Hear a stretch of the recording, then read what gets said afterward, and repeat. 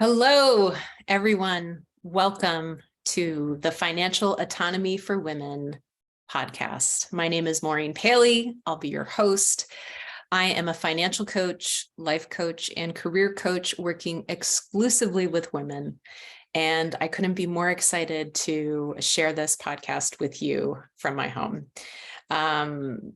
This is our first podcast episode, so I'm going to share with you what this whole idea of financial autonomy for women means, why it is important, and we're going to talk about the ways that we engage with money as women. And also, given that we are in a high interest rate and inflationary environment, I'm going to share with you some tips for weathering that storm. I'm sure you've been feeling it. We've all been feeling it. And I will share that towards the end of the episode.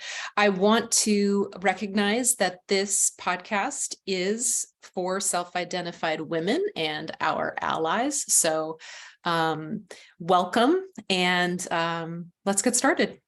So first off, let's talk a little bit about what financial autonomy is exactly. What do we mean when we talk about financial autonomy for women? So financial autonomy for women is the essence of captaining our ship, being at the helm of our financial decisions, no matter what they are. What will and won't happen on this podcast is we will educate. I do not provide investment or straight up financial advice as a financial coach and counselor. My job is to actually listen to clients, ask really good questions, and in a way that encourages the clients to find their way forward. Now, does that mean I don't provide any education where I see an educational opportunity to explain a financial concept or weigh out pros and cons? Of course, I'm going to share that with a client. And of course, I'm going to share that with my listeners. So that's something that you can expect here.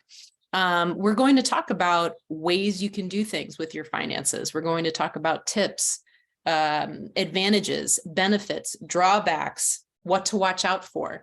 Most financial choices, when you choose one thing, it actually means you're not choosing another, right? So when we make a financial decision, a financial choice, to invest, what to invest in, or to build a savings, and does that divert money from another goal that we're working on? So no matter what, when we take financial steps, we are choosing one thing and essentially, by default, not choosing another. So we're going to weigh decisions. Decision making is something that can really set a pathway forward for us over the long term, especially when it comes to finances. So when we talk about financial autonomy for women, we're talking about choice. We're talking about strong decision making that we feel comfortable with inside of us. We're not making the choice for someone because someone else wants us to do it, because someone else asked us to do it, so on and so forth. It's about feeling pretty much in our bones, in our soul, we are making the right choice for our finances, right? And as women, as individuals who have been conditioned in the gender binary as women, we know that we are often asked to help everyone else, maybe, for example, help everyone else before we help ourselves, or maybe pay attention to other people's needs before we pay attention to our own. There's also gender conditioning that means that we're still trying to get seats at certain tables. And one of my sayings as a coach is, I want you to own the table, not just get a seat at it, right? So we're going to take it from, hey, we're still trying to get a seat at the table here. We're going to level up to, we're ready to own the tables. We're ready to call the shots. We are the captains of our ship, and we're making the best financial decisions for ourselves. What the other things that you won't find here is shaming. You're not going to find this. This is a no shame zone. I mean, I take a shame-free approach to coaching. I believe that we are our own best guides. And our own best decision makers. So, you're not going to be shamed out of making a certain purchase or a certain investment or a certain decision. And in the same at the same time, what's going to happen is you're going to be encouraged to weigh all the information in front of you. And the thing is with the financial world, there's so much information, to take in and to take into consideration. One of my jobs and why I want to do this in this podcast, what I want to do in this podcast is providing education, providing information, providing food for thought that you can use to make the best decisions for yourself. And those are your decisions. And I trust that you will be your best decider. So why women? Why do I only focus on women? Well, I identify as a woman, and as I've matured in age, and I'm in my early 40s now, became a financial counselor, also certified life coach, and I have worked with women for the past, 7 or 8 years, almost exclusively, not quite, but the majority of my one-to-one coaching and counseling work has been with women.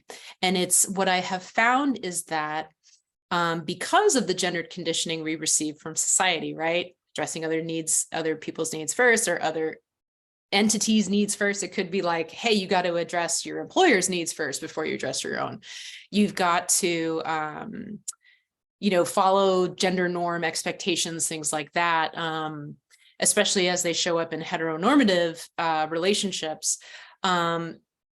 I have noticed a few things, and I've even noticed this about myself. So this is something that I'm working through every day, and I want to help women work through every day. And the thing is, it's not our job to solve this gender oppression. It's our job, and we're all already doing a fantastic job of navigating it. But that solution is a bigger picture. And what I want to do is help educate and inform us. Well, I don't empower anybody. You decide if you're feeling empowered, right? You get to step into your own empowerment. So I want to provide information, food for thought that helps us consider, okay, yes, we are at the hands of oppressive systems, and there are some things we can control. So how are we going to control them to make sure that we can have the best benefit possible? That's what I really want to do. So why I work with women is a lot of my one-on-one support focus over the past 7 to 8 years has been specifically with women. And I have noticed that gender conditioning, man, it runs deep, and it's hard. It's hard. Not that we have to get rid of it either, but it is something that will sneak up, especially when we're making decisions, big life decisions, and especially around money, right? What are the expectations for a woman when she makes her big life decisions? It's like, oh, is she doing it with a partner? Well, what if you're not with a partner? Is she doing it for her children? What if you don't have children? Or what if you're not making that decision for your children? What if you're making it for yourself, right?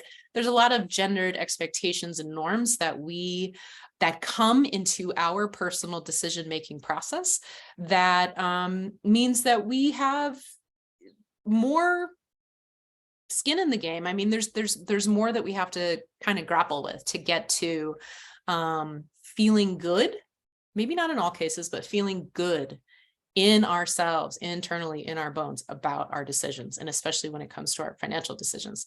There's also a huge education gap when it comes to finances. Now, this isn't just specific for folks who have been receiving that gendered conditioning of women, but I do notice that in working with clients, women usually have less confidence about things like investing, building wealth, not necessarily managing money, but making the decisions that actually build assets. There seems to be a confidence gap there. It seems to be a readiness gap. And one of my jobs is to help educate and inform such that that gap is no longer there, or at least it's partly or fully filled, right? Because we as women may not even know the wealth that we can create and the steps to get there. And so on our horizon, we may not even see that as a possibility for us at all. I am in the business of possibilities. That's what I do as a coach. I'm always interested in what's possible. So I want to help lay out a landscape with you and for you where you can see possibilities maybe that you weren't seeing before. And again, it's not necessarily your fault that you weren't seeing the possibilities, right? You can't see what's out there if you don't even know what's possible to begin with. So that's part of what I want to share as well. So just to review for a second, financial autonomy for women is about, we know we've got gendered conditioning that we work with, and this affects our decision making. And we want, as autonomous individuals, we get to make choices, make decisions that are good for us. So how can we do that with our finances? That's what we're going to talk about in this podcast. As we all know, any threat to our autonomy in general, I think as self-identified women, is going to be a threat to our financial autonomy. Last summer, I'm recording this in May of 2023. Last summer, the Supreme Court overturned Roe versus Wade, which basically essentially tells women that you don't have the right to make the decisions about your body. So that's bodily autonomy under threat, plain and simple.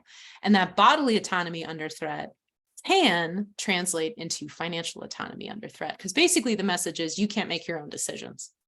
And just as recent as the 1960s and 70s, we were allowed to open a bank account without a man co-signing. We were allowed to open a line of credit without a man co-signing. That's not that long ago. So now that we see kind of like a new wave of threat to our autonomy as women, this is something that's near and dear to my heart. And it seems it's driving a lot of my focus as a financial coach, as a life coach, as a career coach for women. And I'm hoping that it will benefit you as a listener for sure.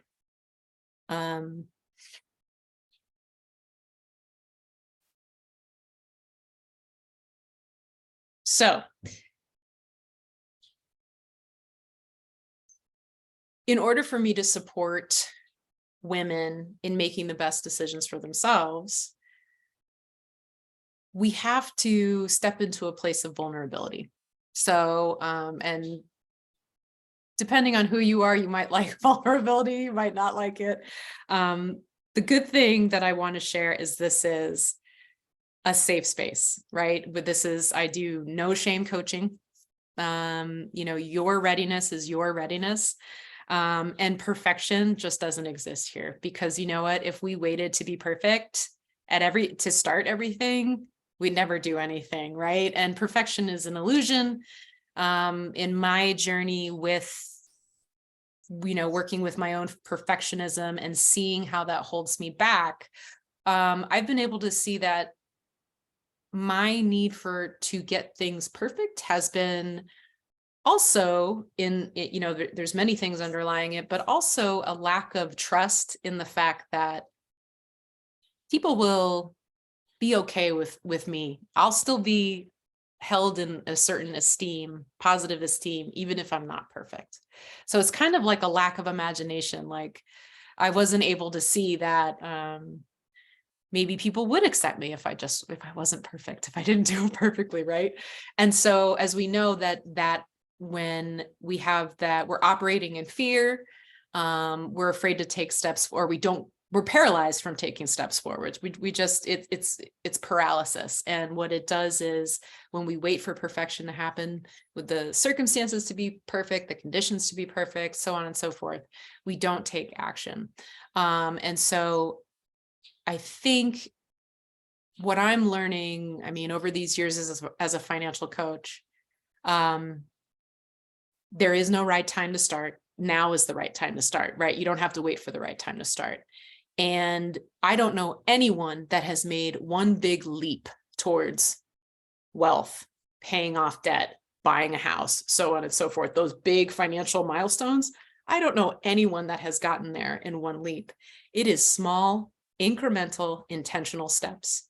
We baby step our way up that mountain. And baby stepping is essentially, one of the great things about that is we get to eschew perfection, right? It's like, okay, well, I don't really need to be so perfect because I'm just taking baby steps here, right? If you were taking a leap over the Great Divide, you need to land it perfectly. You're not doing that, right? Thankfully, thank God, right? We don't have to do it like that. We can take baby steps. So small, intentional, consistent baby steps is how we get to where we want to go. That's how we get up Mount Everest. We're not taking leaps up the mountain. We're baby stepping our way up the mountain. So perfection doesn't live here. You don't need to be perfect to start any of this. And of course, we know perfection is an illusion, and mistakes. I mean, maybe we don't even need to use that word mistakes, but learnings, right? We get to learn about what works and what doesn't. We get to run experiments. You're going to hear me talk a lot about running an experiment. Instead of me taking a big leap and hoping I stick the landing perfectly, I can actually run an experiment for a short amount of time. Like, let's say I need to work on my spending. Let me just run this experiment for 1 week. I'm going to run the experiment. I'm going to collect the data, make some observations, collect the data. And then at the end of the week, I'm going to review the data. I'm going to look at my observations, and I'm going to make a conclusion about what was it that I learned, what worked, what didn't work, and what's my next experiment going to be, right? So we don't have to make these big, huge leaps and make that perfect landing. We're going to run some experiments over the progression of these episodes as well. I want to also talk about the ways that we engage with money. So this is what you can expect us to hear from us, or to hear from me and my guests. Right today, it's just me at the helm. But I want to talk a little bit about the 7 ways that we engage with money. The 7 ways we engage with money are earning. So how do you earn it? How much do you earn? What's been your earning history? What's your earning present? What's your earning future? So earning, number 1. Number 2, the next way we engage with money, spending. How do you spend it? How have you spent it? How are you spending it? How will you spend it, right? Number 3, saving. This is the 3rd way that we engage with money. So we've got earning so far, spending, saving. How do you save your money? How have you done it in the past? How are you doing it right now? How do you want to be doing it in the future? Next one is investing. That's another way that we engage with our money. The money that comes to us, and this is basically all these ways of engaging, everything I'm going to list here, these 7 ways. It comes to us, and how do we send it back out into the world? What are we doing with it? How are we engaging with it? How are we receiving it and then turning it into something new? So we're either doing this, earning is how we receive it.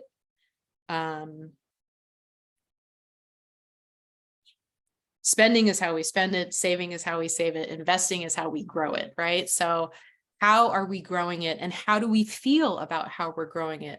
Where are the gaps? What's missing? What do we want to be tighter? What do we want to be better? We can talk about that. So we've got earning, spending, saving, investing. Next one, borrowing. To live a typical lifestyle in the United States, we will need to engage with money this way. We will need to borrow. There are some people that like to say that you don't need credit, you should never use credit, so on and so forth. If you're someone who doesn't want to use credit, that's totally fine. Chances are at some point you will need to borrow as an individual in the United States. So that's another way that we engage with money, right? If we're borrowing it, how are we borrowing it? How do we want to be borrowing it? How much do we want to pay to borrow it? And how quickly do we want to get that all paid back? That's something that we're going to talk about too. So the next one after borrowing is giving. Women give more than our male counterparts. So when we make money, we recirculate it out into the world as donations and giving more than our male counterparts. So giving, we're going to talk about what it means to give money, what it means to receive an economic benefit from the work and labor that we do and send that economic benefit back out into the world.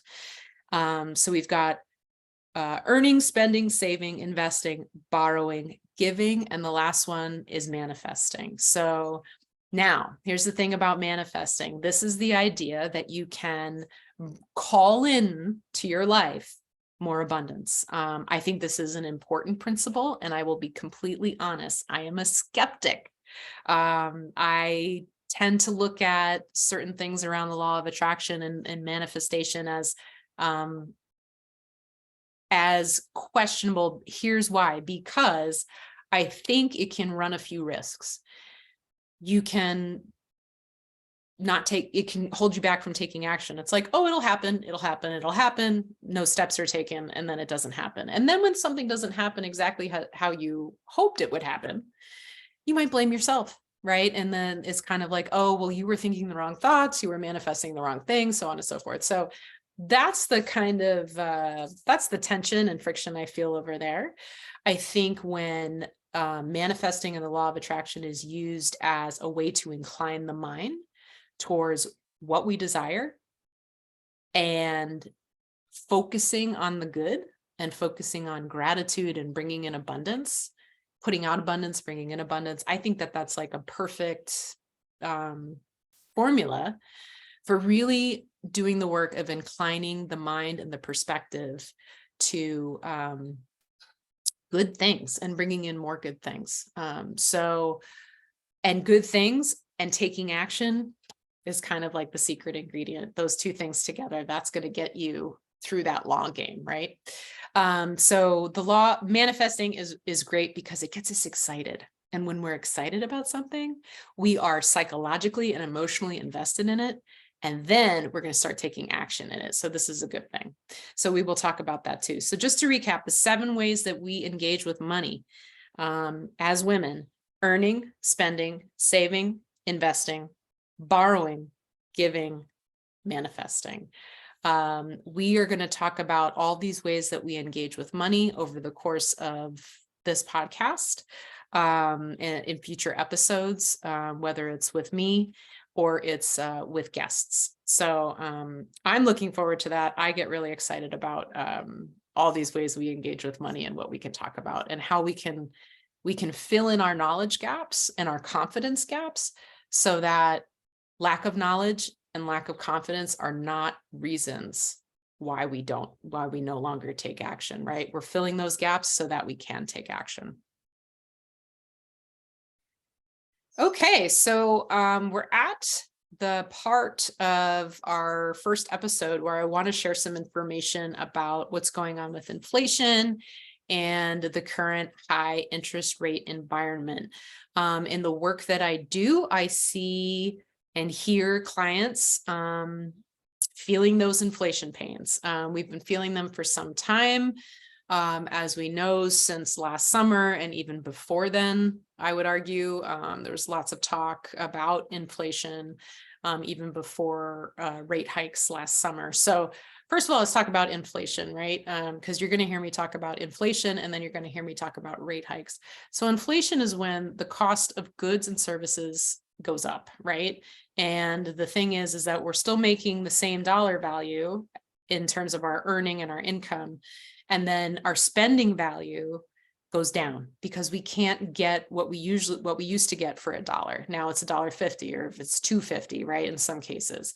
So the basket of goods that we purchase on a regular basis has increased, and this affects our individual bottom line as individuals, as family members, as communities, so on and so forth.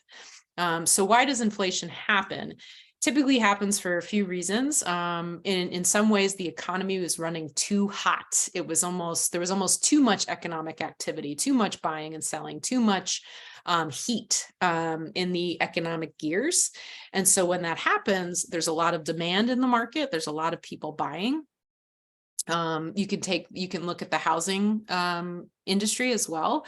A lot of people buying homes, home price valuations going up, right? We're just coming out of this COVID fog of the past 3 years. And we know that during COVID, we received stimulus checks. So basically the federal government was greasing the economic wheels saying, hey, you might be at home, but please keep spending money, right? You might be at home, maybe you lost some hours at work, but please keep spending money.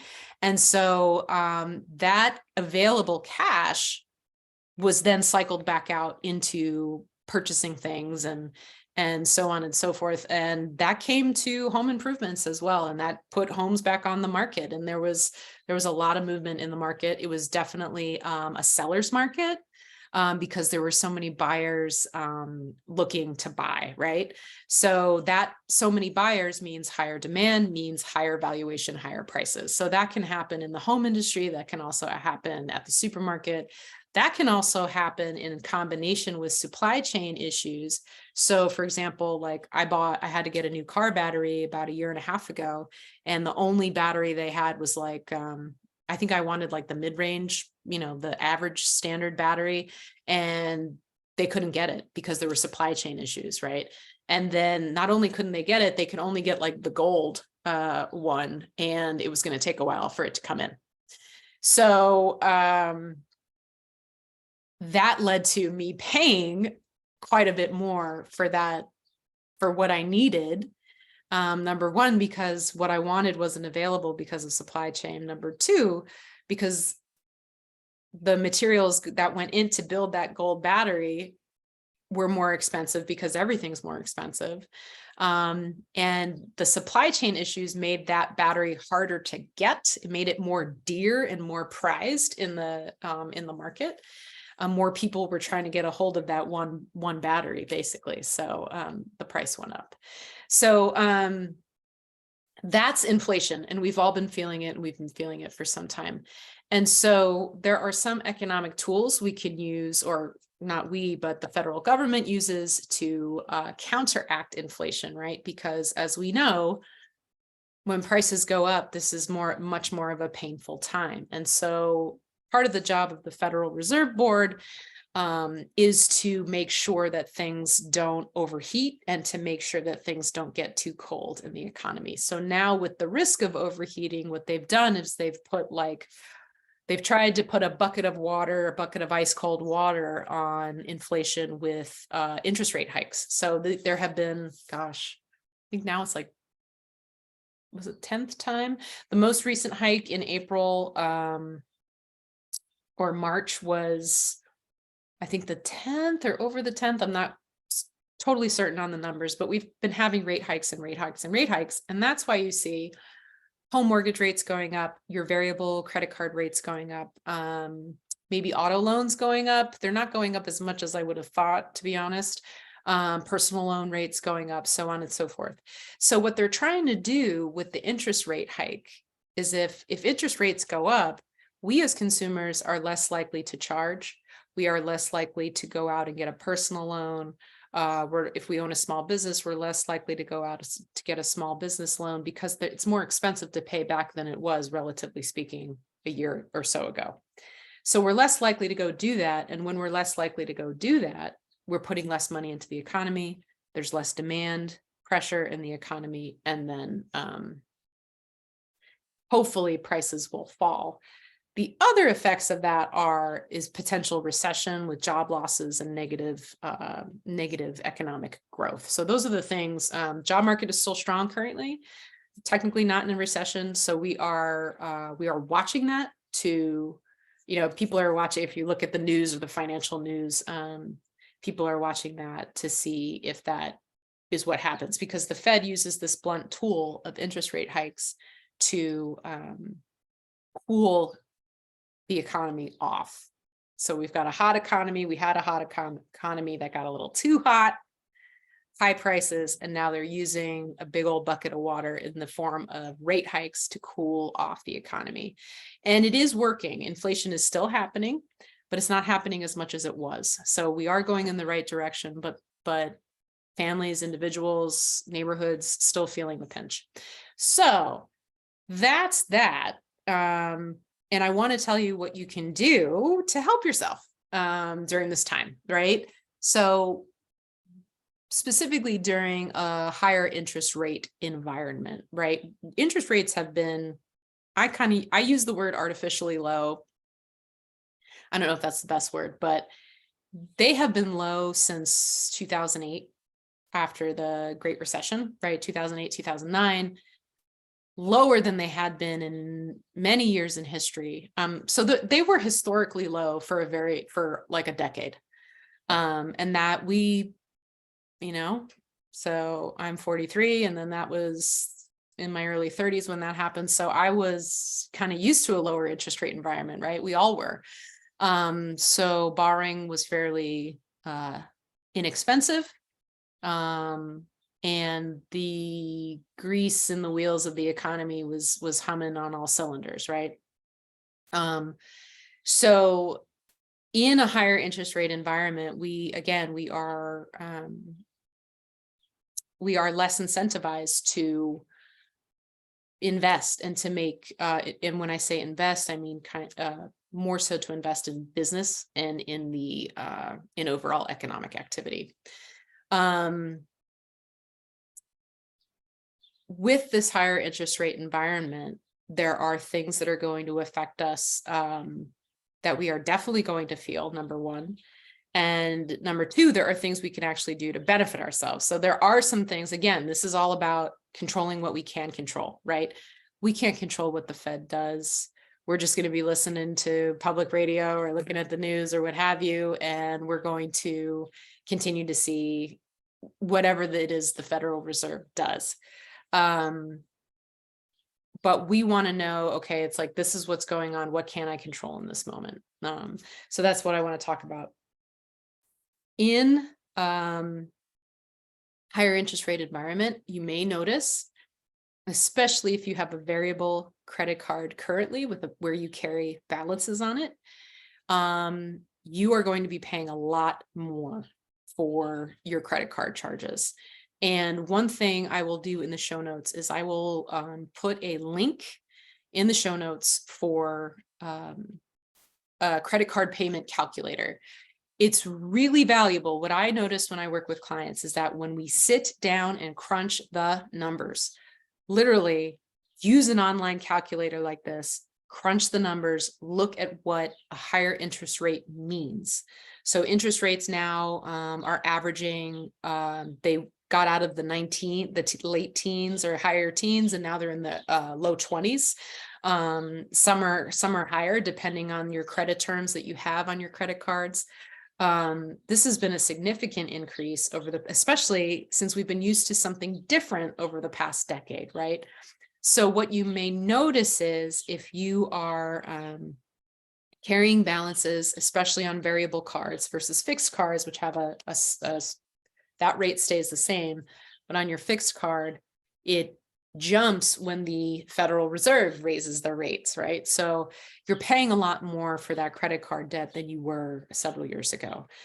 So one thing that you can do, number one, is do your best to keep those balances low or non-existent.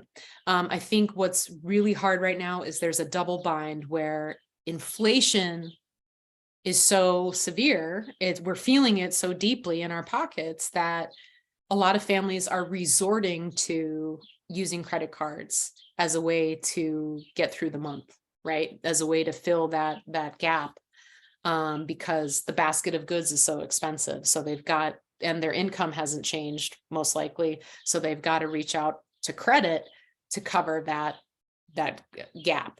So that's actually that is something that's happening actively. More people are turning to credit cards as a way to get through month to month.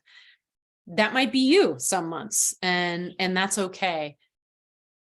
Keep in mind that the price you're paying for that debt, for that credit, is higher now. And so using something like an credit card payment calculator, where you get to plug in the amount, the payment, the interest rate, it tells you how long you'll be paying that off. And it tells you the total cost over time. So the total cost over time can be when you see those numbers, it can be a huge wake-up call. It can be a really good motivator about, oh my goodness, this is what it's actually going to cost me. The $800 cost me. The $800 or the $600 TV that we bought, if I only make the minimum payments, I'm actually going to be paying for it for so many years, and it's going to be thousands of dollars actually. So that's the thing. We want to work with our credits such that the purchase value is, ideally we're not using the interest. We're not holding balances month to month. That may not be a reality right now. It can be a reality. So in a higher interest rate environment, here's the benefit. to keeping your credit card debt balances lower is going to be more beneficial to you, of course, because you're going to be paying lower interest expense over the long term. And you're not going to feel so swamped. So that's one thing. So how do you do that, right? How do I keep my interest, my debt low in an environment like this, where it's hard to get more bang for your buck?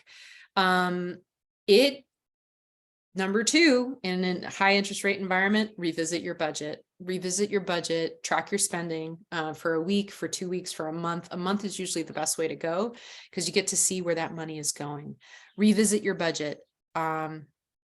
This could be the time to make some changes. And the thing is that, if you're feeling the pinch month to month and putting things on credit, so on and so forth, what results you're getting.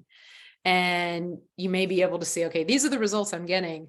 These are the results I want. What's between the results now and the results I want?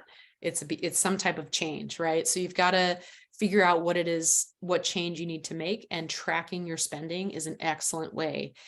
If you just track your spending, you don't have to spend any behavior. You don't have to change any behaviors in a month, but just track it for a month.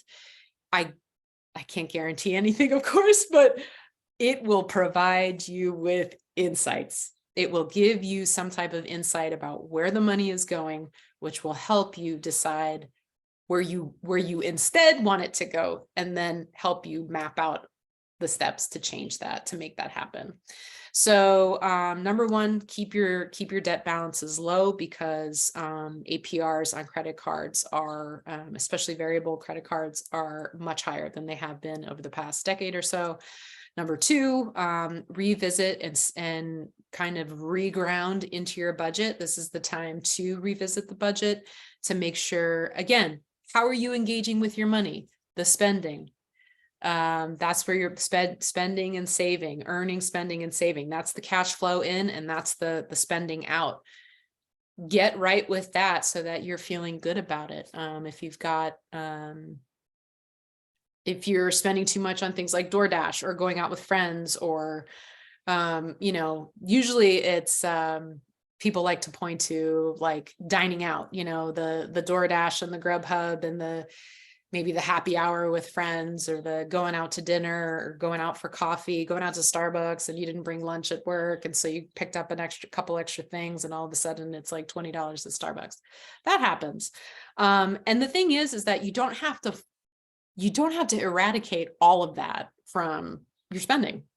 You don't have to get rid of it all. You don't have to completely abstain, but you can cut back, right, to free up cash flow so that you can make this inflationary high interest rate time a bit more easier for yourself. And again, it's temporary. You don't have to cut back like that forever. You don't have to cut out every delightful thing that you enjoy doing. You absolutely don't have to do that. You can cut back, you can reduce, you can redirect. And then, when the storm blows over, you can regroup and again, rework the budget again to see where you're at and how and what needs to come next. Remember, it's about running experiments. So, one example, summer's coming up, right? It's like we all want to have fun over the summer. And so how do we do that? Well, I was out for a walk the other day, and I thought, what, it'd be cool to kind of do like a summer supper club, maybe invite 3 or 4 friend groups together and be like, hey, can we do a summer supper club? We kind of go to one person's house. We rotate each month in the summer. We do it once a month. First month we'll go to this family's house. Second month we'll go to this couple's house, so on and so forth. And we can do a potluck, and it's still a way to be social, enjoy summertime. And maybe even if anybody was up for it, it's like, maybe you could set a ground rule, like, okay, we're going to cook what we have in the pantry, right? We're going to cook what's in the fridge. We're going to make what's in the pantry. We're not going to go out and buy something new, to keep it more economical, so that it's and that could be kind of fun too. I mean, you can kind of set a challenge with those people that you do it with. I mean, that's, that can be a fun way to still fulfill social needs, which are super important, and emotional needs, even in this inflationary environment. So we talked about, in a high interest rate environment, keeping those credit card debt balances low or non-existent, revisiting and sticking to the budget. And the third one, well, there's a couple more, but the third one is save. With this rate increase, what's happening is high yield savings accounts and CDs, those rates have jumped. So not only the rates on debt go up, but the rates on savings. So this is good. This is good news for us. So, and it's also, remember, with an increase in rates, we're being disincentivized from putting money into the market. And so we're being more incentivized to save, because now we can save and we can accumulate what we save at a higher rate, at a higher interest rate than we have been able to over the past several years. So if you don't have, if you're like, well, I already have a savings account, well, what kind of rate is on it? And you can always open another one. You can have your standard savings account that you open with your checking account at your bank. You can go open another high yield savings account. You can go do that today. You can do it over the computer. I did it a few months ago. You can open a CD as well, even at another bank. You don't have to stick with one bank. You don't have to go with one credit union. There are a lot of online options that are fairly quick. And what you want to look for is you want to make sure your banking institution is FDIC insured, or the credit union equivalent. And you want to make sure that you're comfortable with doing that. Again, you don't have to do that. And the more time that we don't, or hold back from, if you're thinking about it, just know that you have the education to make the decision or not. And then education builds confidence as well to make the decision or not. So you get to decide if you move forward with that. That can be a really great way to capitalize on this higher interest rate environment. And rates are high right now, and someday they won't be so high. We don't know when that's going to be, though. Other things to consider: continue to invest, continue to contribute to your retirement investments. It is very tempting, and maybe it'll even be necessary. I'm not sure. Again, you're in the driver's seat. You get to make that decision, but it will be very tempting at some point to not contribute as much to your retirement. If you can revisit your budget, make some changes, do what you can to keep that contribution where it's successful, instead of pulling out of that contribution so you have more cash flow month to month.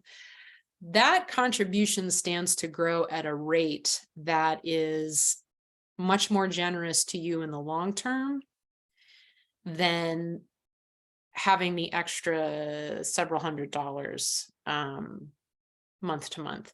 It's really hard for us to, and this is like a behavioral psychology thing, it's really hard for us to empathize with our future selves, right? To kind of put ourselves, especially if we're feeling pain right now.